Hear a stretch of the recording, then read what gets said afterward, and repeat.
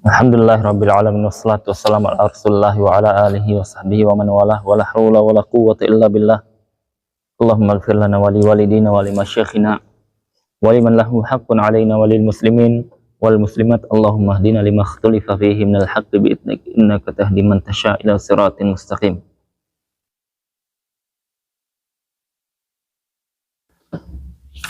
Kita sudah selesai pembahasan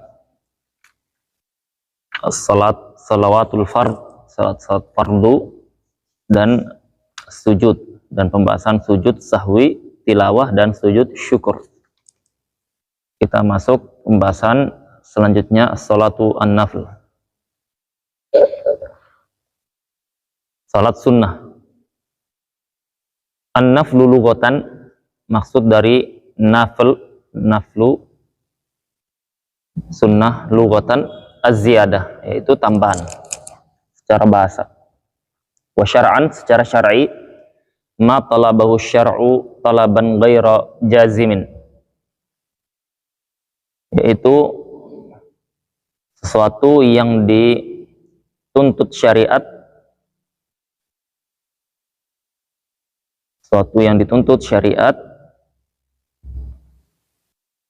talaban ghaira jazim, namun tidak wajib.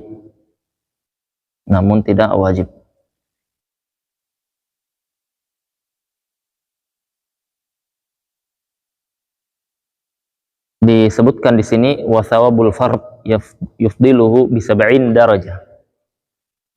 Pahala salat fardu itu melebihi salat sunnah 70 derajat.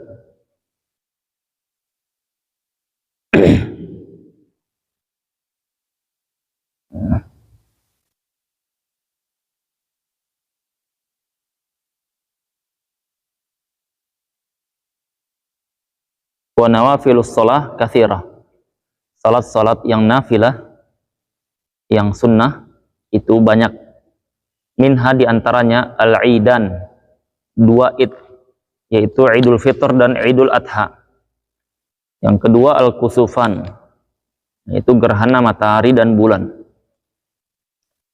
Wal istisqa, salat sunnah istisqa ketika meminta hujan. Wal witru, salat sunnah witir. War rawatib, salat sunnah rawatib, yaitu ba'diyah dan qabliyah dari salat-salat fardu. Wat tarawih, dan salat tarawih ketika bulan Ramadan. Wad duha, salat sunnah duha. Wat tahiyyah, salat sunnah tahiyatul masjid. Wa sunnatul wudu, kemudian salat sunnah al wudu. Wa tartibu hadhihi fil fadli ka tartibiha fil dzikr.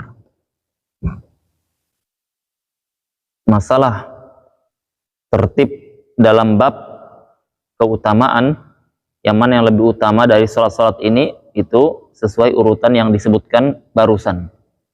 Jadi lebih afdol salat id pertama, baru kusuf, baru istisqa, baru salat sunnah witir, ya,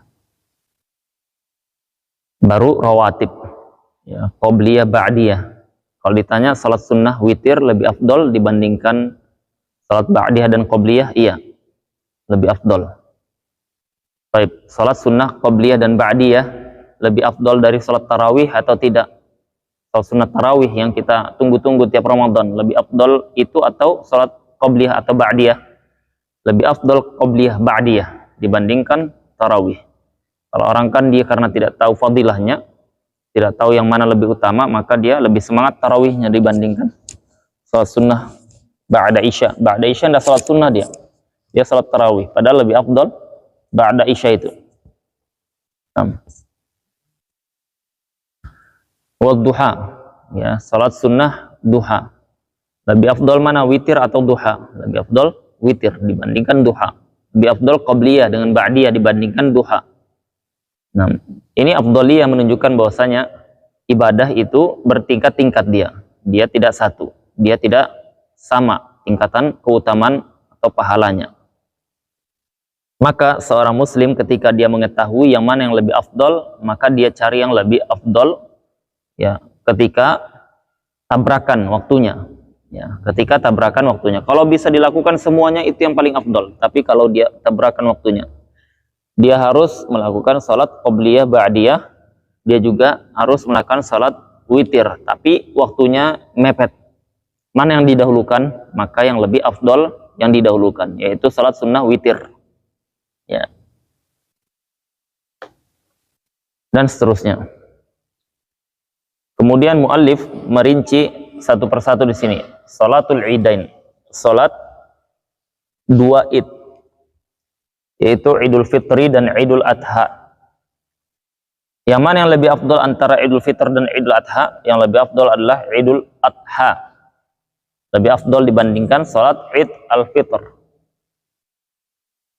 Idul Adha dikatakan Idul Adha karena itu adalah waktu para al-hujjaj, para haji, jamaah haji itu melakukan tadhiyah, yaitu nyembelih hewan. Ya, nyembelih hewan, kurban. Ya, di situ di waktu kita menyembelih kurban. Jamaah haji nyembelih kurban, kita pun nyembelih kurban. Maka dia dikatakan Idul Adha karena di situ ada tadhiyah. Ya, tadhiyah itu kita berkorban dengan mengeluarkan sedikit sebagian dari harta kita untuk apa? Untuk Allah Subhanahu wa taala. Maka dikatakan Idul Adha. Kalau Idul Fitr dikatakan Idul Fitr karena al-fitru itu adalah berbuka. Buka apa? Buka dari hal-hal yang dilarang. Kita selama Ramadan kita dilarang untuk melakukan yang halal, yaitu makan, minum, berhubungan dan semisalnya. Maka itu ketika sudah selesai Ramadan ada Idul Fitr, yaitu waktunya berbuka. Maka disunnahkan makan dulu, meskipun sekedar neguk satu tegukan sebelum kita berangkat. Nah, itu alasan penamaan Idul Fitr dan Idul Adha. Rak'atani yukabbiru fil ula, dia 2 rakaat. Idul Fitr 2 rakaat, Idul Adha 2 rakaat. Yukabbiru fil ula, takbir di rakaat pertama, nadban, sunnah. Ya, berapa? 7 kali. Bainal istiftahi wa ta'awudhi, di antara istiftah dan ta'awudh. Ya, jadi dia baca Allahu Akbar.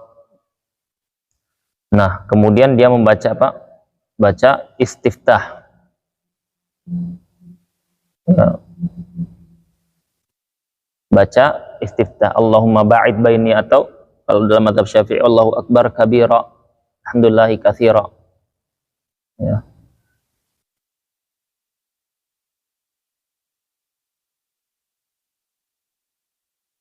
Baina falau taraka lasan.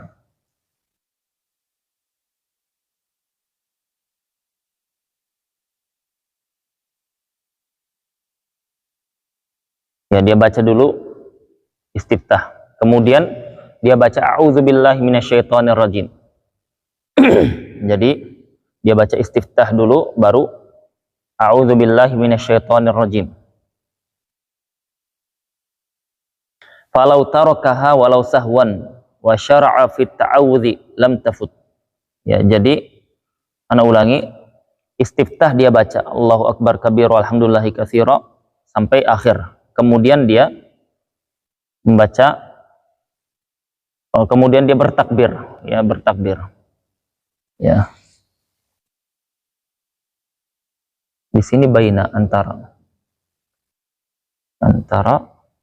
istiftah dan ta'awudz.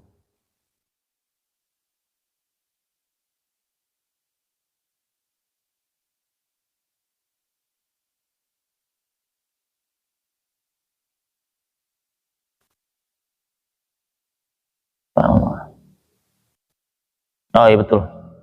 Jadi takbir pertama itu baca istiftah. Kemudian dia membaca tadi Allahu Akbar, takbir lagi. Kemudian dia takbir lagi. Di antara takbir itu dia membaca subhanallah walhamdulillah wala ilaha illallah wallahu akbar. Ya. Di antara takbir itu dia membaca subhanallah walhamdulillah wala ilaha illallah wallahu akbar. Jadi kaifiahnya dia membaca dulu istiftah. Allahu akbar kabir walhamdulillahi katsira ila akhir. Sampai akhir itu. Kemudian dia takbir. Allahu akbar, ya. Baca subhanallah walhamdulillah wala ilaha illallah wallahu akbar. Takbir lagi Allahu akbar, ya. Dia membaca yang sama subhanallah walhamdulillah wala ilaha illallah wallahu akbar. Angkat tangannya sunnah, ya. Mengangkat tangannya sunnahkan. Kemudian setelah dia yang ke-8, ya, jadi takbiratul ihram yang pertama baca istiftah, ya. Kemudian yang kedua namanya bukan takbir ihram, tetapi takbir sab'an, takbir yang 7. Di takbir yang 7 itu dia membaca subhanallah walhamdulillah wala ilaha illallah wallahu akbar. Totalnya 8, ya.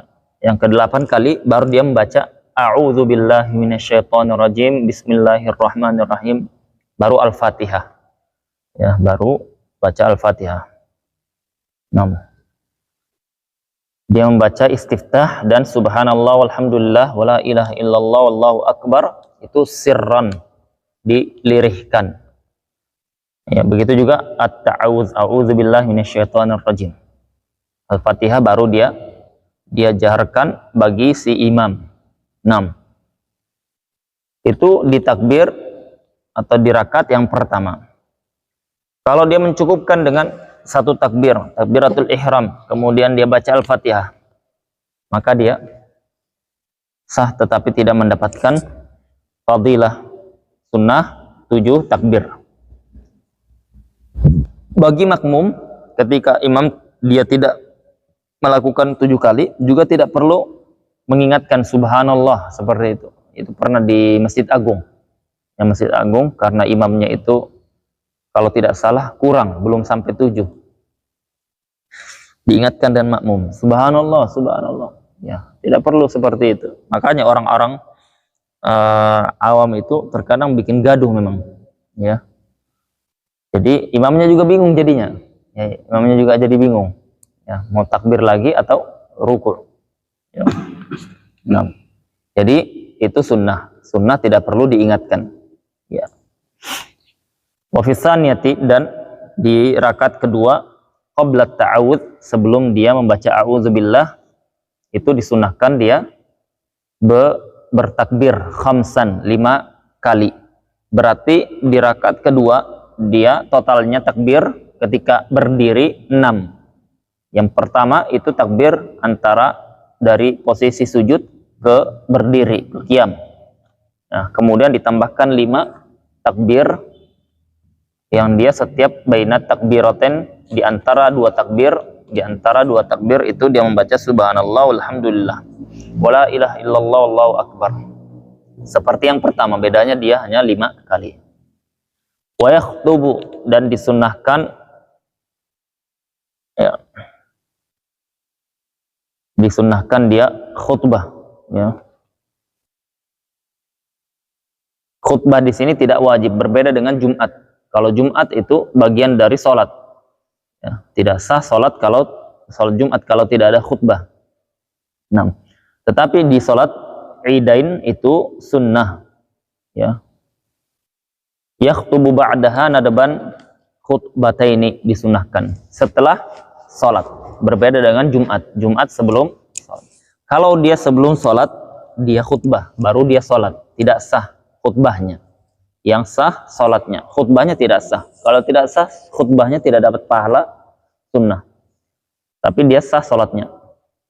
Berbeda dengan sholat Jumat. Sholat Jumat itu harus ada khutbah.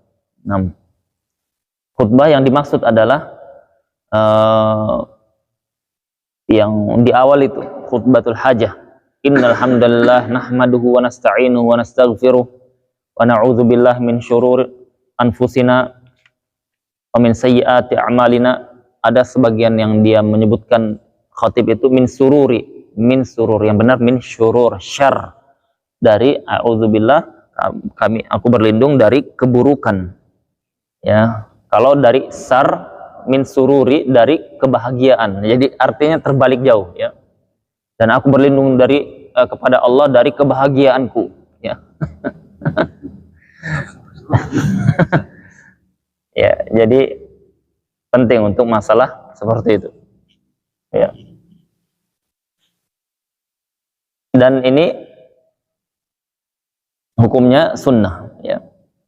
Yakhtubu, dia kapan disunahkan khutbah? Ketika dia minimalnya ada dua, ada khatib dengan makmum, ya. Kalau misalkan dia sendiri sih tidak disunahkan khutbah, ya. Atau jamaahnya semua wanita, di satu kampung tersebut semuanya wanita, yang laki-lakinya pergi nelayan, pergi ke laut, ya, misal, maka Pak, tidak disunahkan khutbah ketika itu. Ba'daha, setelah sholat. Kalau dia lakukan sebelumnya, maka tidak sah khutbahnya. Khutbatain, dua khutbah, seperti khutbah Jumat. Jadi khutbah Jumat itu ada rukunnya, ada sunannya. Ini belum masuk ke masalah salat Jumat. Ada rukunnya, ada sunnahnya, dan ada syaratnya. Ya, khutbahnya itu sendiri ada rukun, sunnah, syarat. Jadi khutbah salat Id itu seperti seperti khutbah Jumat dalam rukun dan sunan. Tidak berlaku syarat Jumat. Ya. Nanti kita akan sebutkan dalam masalah khutbah Jumat. Di antara syarat khutbah Jumat itu adalah harus didengar oleh 40 jamaah yang hadir. Ya, jadi khutbah yang dilakukan oleh khatib itu harus didengar oleh 40 orang. Ya, kalau yang hadir di salat Jumat di masjid tersebut 40 orang bersama imam, ya. Kemudian 40 orang bersama imam, jadi 39 yang dengar, imamnya 40. Kemudian di antara mereka satu orang ini tidurnya pulas sampai ngorok, ya. Dia tidak dengar. Yang tidak didengarnya apa? Yang bagian awal, innal hamdalillah nahmaduhu wa nasta'inuhu. Maka apa berarti satu orang tidak mendengar? Yang dengar berarti hanya 39 orang dengan imam. Maka harus diulangi khutbahnya, karena disyaratkan harus 40 orang mendengar. Nah, kalau khutbah Id itu disyaratkan yang mendengar hanya satu saja, ya. Yang lainnya ngantuk semuanya tidur, hanya satu yang dengar, maka apa? Maka sah.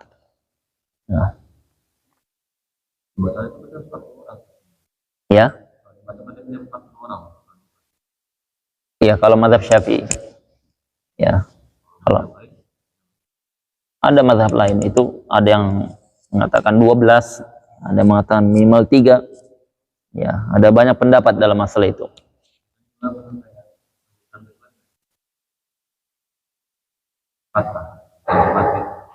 Ini gugur, salat zuhur aja mereka. Ya, tidak perlu Jumatan. Dalam mazhab Syafi'i 40 minimalnya. Dan ada riwayat masalah itu, ada riwayat awal salat Jumat kata sahabat, dan saat itu jumlah kami 40 orang. Ya, nah.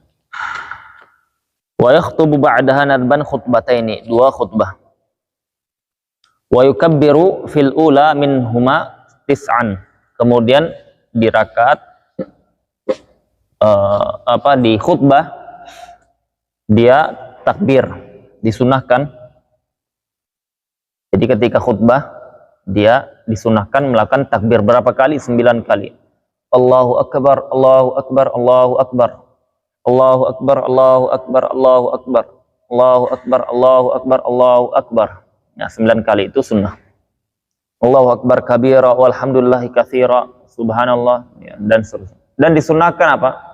Disunahkan dia berkhutbah dengan khutbah yang jelas, ya, pembahasannya jelas, tidak kemana-mana, ya, dan dengan nada yang didengar semua orang, ya. Itu Nabi sallallahu alaihi wasallam kalau khutbah itu dia seperti qa'idul jaish, seperti panglima perang, memerah wajahnya. Karena apa? Karena khutbahnya Nabi sallallahu alaihi wasallam itu sangat-sangat berbobot, ya. Karena tujuannya untuk mengingatkan kaum muslimin. Ya. Kalau sebagian khatib ketika khutbah datar aja gitu kan, datar, tidak ya, kita tidak bergairah dengarnya. Jadi ngantuk, ya, ngantuk, ya. Nah, beda kalau di Arab secara umum, ya bagus khutbahnya. Ya. Kalau di Arab itu ada Syekh Muhammad Al-Arifi, beliau kalau sudah khatib Jumat atau Idul Fitr, Idul Adha, itu kalau mic-nya bisa pecah-pecah itu. Coba lihat sesekali, lihat di YouTube ininya, khutbahnya. Itu khutbah termasuk terbaik beliau. Ya. Dr. Al-Arif itu. Jadi kalau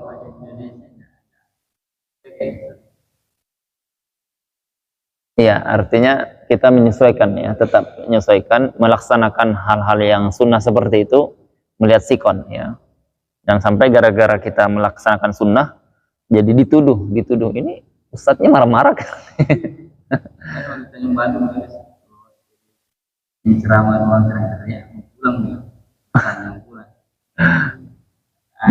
Dia maunya tenang, ya. Memang seperti itu tabiat kita itu, apa, tabiat darah dingin katanya, ya. Nah, ofisannya sab'an, di khutbah yang kedua disunahkan takbir sab'an, 7 kali, ya. Jadi ketika dia sudah duduk bangkit lagi untuk khutbah yang kedua, disunahkan dia takbir sab'an, 7 kali. Allahu Akbar, Allahu Akbar, Allahu Akbar, Allahu Akbar, Allahu Akbar, Allahu Akbar, Allahu Akbar, 7 kali. Wa waqtuha, waktu Idul Fitr dan Idul Adha itu baina tulu'is syams waz zawal, antara terbitnya matahari pagi dengan zawal, yaitu sebelum zawal, yaitu bisa jam 8, bisa jam 7, bisa jam 9, ya, sebelum zawal. Zawal itu jam 12-an, itu salat zuhur. Kalau Idul Fitr itu dia boleh atau dia tidak disunahkan ta'jil, bersegera. Beda dengan Idul Adha. Idul Adha disunahkan salatnya disegerakan, ya, di awal waktu, karena orang akan melakukan aktivitas kurban setelahnya. Nah, beda dengan Idul Fitr. Nah, dan diantara perkara sunnah yang di masyarakat kita ini bagus, itu adalah izharu as-surur, menampakkan bentuk kebahagiaan, ya, karena itu bagian dari syiar kaum muslimin. Jadi kita berkunjung kemana-mana itu dengan pakaian-pakaian yang baru, yang bagus, ya, tidak mesti baru. Kemudian saling ziarah, saling berkunjung seperti itu termasuk syiar yang bagus. Ya, begitu juga yang ada sunnah yang dilupakan, yaitu takbir ketika keluar dan pulang. Ketika keluar rumah disunahkan takbir, ya, bertakbir di manapun. Ya, ketika dia pulang juga disunahkan bertakbir, dengan sunnahnya memilih jalan yang berbeda. Ya, karena di zaman Nabi Shallallahu Alaihi Wasallam disebutkan oleh Ibnu Abbas dan Ibnu Umar bahwasanya mereka itu melakukan takbir hatta irtajjatil Madinah, sampai Madinah itu bergema. Ya, bergema itu menunjukkan dulu tidak ada mikrofon, menunjukkan bahwasanya suara mereka itu saking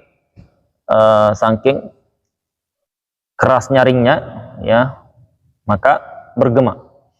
Jadi dari situlah Al-Imam Ibn Hajar mengatakan bahwasanya takbir berjamaah itu termasuk sunnahnya para sahabat, ya, itu bukan perkara baru, karena sahabat Nabi Sallallahu Alaihi Wasallam pernah melakukannya. Nah, jadi ketika kita ada syiar yang dia hilang atau sunnah yang dia tidak diamalkan, berusaha kita amalkan. Ya, kita hidupkan, kita ajarkan agar syiar. Karena orang-orang kufar itu ketika melihat kita takbir seperti itu, banyaknya kaum muslimin takbir ketika Idul Fitr, Idul Adha, itu mereka akan semakin panas, ya, akan semakin tidak senang. Ya, itu yang termasuk bagian dari agama, syiar agama. Ya, walau karihal mujrimun, walau karihal kafirun, walau karihal munafiqun, meskipun kariha, orang-orang munafik, orang-orang kafir, orang-orang mujrim membencinya, ya, kita nampakkan syiar kita. Ya. Nah, kalau perlu datangi itu orang, kalau ada orang-orang kafir yang ada, datangi, ya, serukan kaum muslimin ikut jadi Islam, ya. Jadi, ya, kasih ampau, kasih dia selebaran, ya, uang, kasih biar dia ikut masuk Islam. Karena memang ada seperti itu di sebagian negara, seperti kemarin di Qatar, banyak orang-orang Prancis masuk Islam. Kenapa? Dia bilang kaum muslimin kami lihat kompak, dia bilang, ya, muslimahnya pakaiannya hitam-hitam seperti ini. Jadi ana pernah dengar itu waktu ada mu'allaf di Pekalongan. Nah, tanya ibu-ibu, kenapa bisa masuk Islam? Dia bilang, kami itu di gereja ketika masuk, orang-orangnya itu melihat pakaian kita, melihat tas kita, melihat sepatu kita. Jadi membanding-bandingkan. Oh, jadi kubu orang menengah, orang kaya, ya, orang yang biasa-biasa saja, itu sangat-sangat nampak setiap ke gereja. Dan kami tidak dapati itu di Islam. Ya, Islam biasa aja, dia ada yang mau pakaian kaos, enggak terlalu dipedulikan. Ya, apalagi ketika Idul Fitr dan Idul Adha. Kami lihat mereka itu semuanya bahagia, tidak, oh saya lebih bagus, enggak. Maka saya tertarik dengan itu, masuk Islam dia. Ya, kalau yang di Qatar kemarin, karena itu tadi wanitanya dilihat menjaga sopan akhlaknya, ya, karena mereka bagi-bagi kurma, bagi-bagi makanan, minuman, dan semisalnya, maka banyak yang masuk Islam. Ya. Alhamdulillah. Nah, jadi kita perlu menampakkan syiar-syiar seperti ini. Kata Imam Asy-Syafi'i rahimallahu ta'ala dalam kitabnya Al-Um, wadittu an yukabbiran nas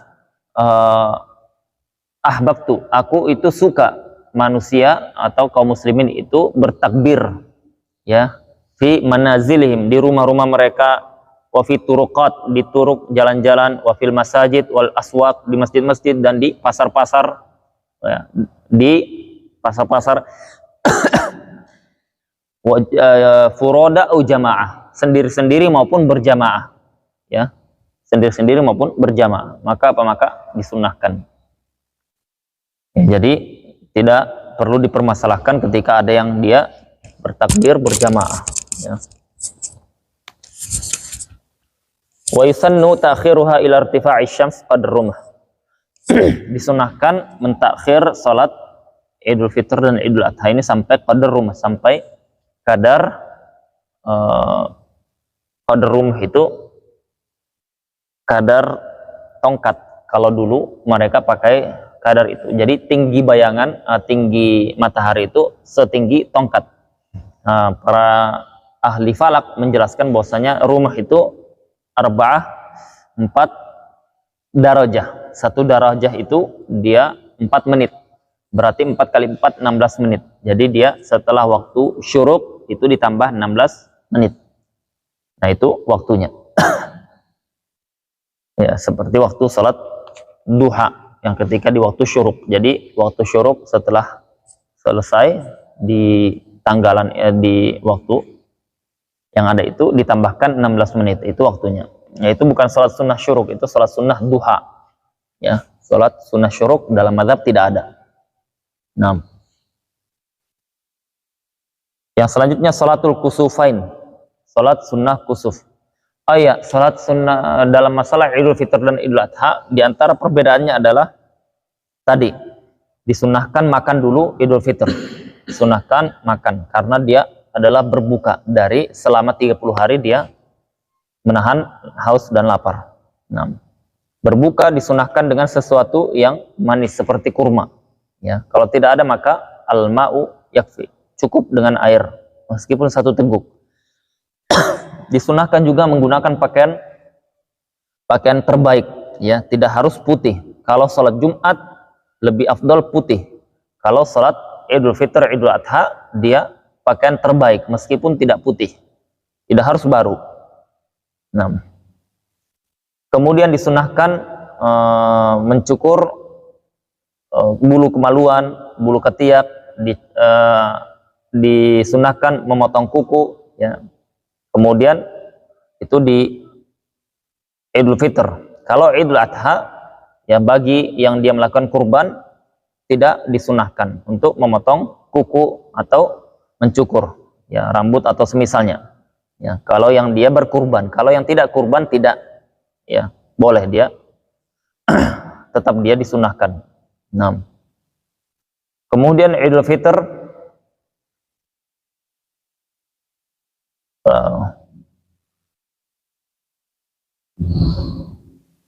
ya, Idul Fitr itu hanya sehari, ya, dalam syariat kita hanya sehari. Kalau dilanjutkan hari kedua, hari ketiga itu hanya adat kita saja. Artinya itu adat yang dibolehkan, tetapi jangan sampai dikira Idul Fitr itu 7 hari, ya, dia hanya sehari saja. Adapun Idul Adha bagi orang yang dia haji, yang dia melakukan ihram, maka dia lebih afdol dia tidak melakukan sholat Id.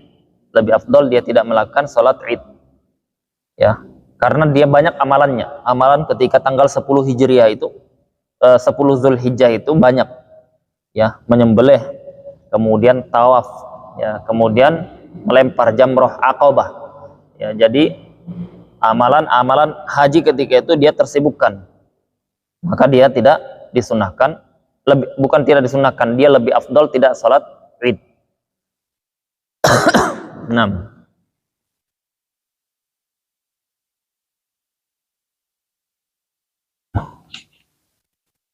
Masih banyak, ya, kalau dibahas sunnah-sunnah yang lain, ya, adab-adabnya kita lanjut saja. Sholatul kusufain, sholat kusuf, gerhana, ya, Allah. Sholat kusuf itu sholatul kusuf asyams, sholat gerhana matahari, wa khusuful qamar, gerhana bulan, rakaatan, dia 2 rakaat. Nah, itu diantara tanda-tanda kebesaran Allah adanya gerhana matahari atau gerhana bulan.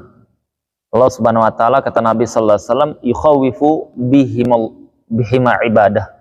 Allah menakut-nakuti hambanya dengan itu, dengan adanya gerhana itu. Yang tadinya matahari ada kemudian tertutup, kemudian atau bulan ada tertutup. Dan itu terjadi di zaman Nabi Sallallahu Alaihi Wasallam.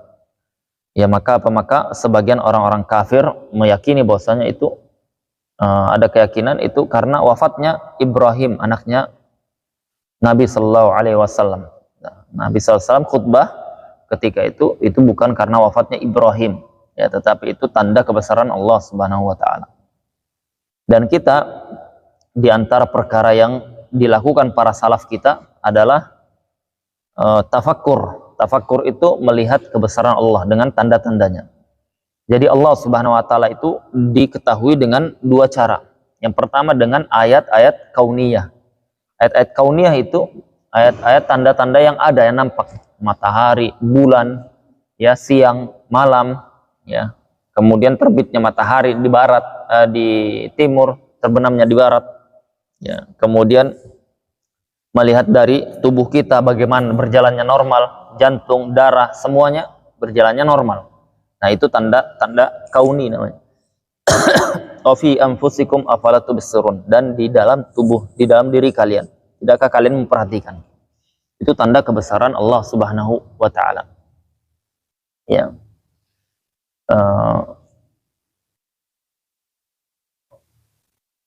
Kemudian disunahkan kita juga melihat tanda-tanda kebesaran Allah dari ayat-ayat syar'i. Ayat-ayat syar'i itu di Al-Qur'anul Karim, perintah-perintah yang ada ya di syariat di agama kita itu ayat-ayat syar'i. Ya, jadi tanda-tanda kebesaran Allah Subhanahu wa taala bisa kita lihat dari dua jalur itu. Disebutkan di sini wa khusuful qamar rak'atan.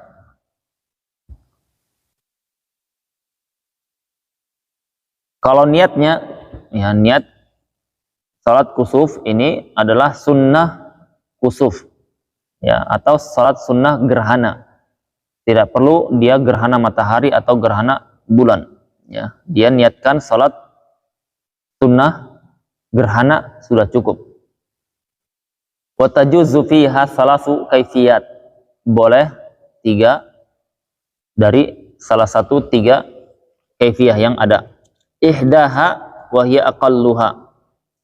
Ya, minimalnya yang pertama antusalla ka raq'atai sunnati subuh. Dia salat seperti salat sunnah subuh. Seperti salat sunnah subuh. Salat sunnah subuh 2 rakaat. Itu sudah dia dapat pahala salat kusuf, salat gerhana. Yang kedua, antusalla bi ziyadah ruku'ain wa qiyamain bila tatwil. Yang kedua, kalau dia mau lebih afdal lagi dengan 2 ruku', dengan 2 qiyam. Ya, dengan 2 ruku', dengan 2 qiyam.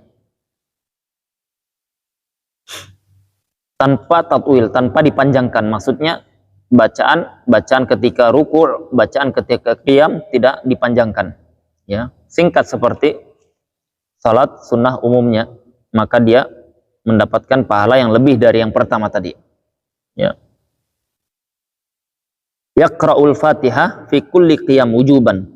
Dia baca Al-Fatihah di setiap berdiri wajib wujuban ya.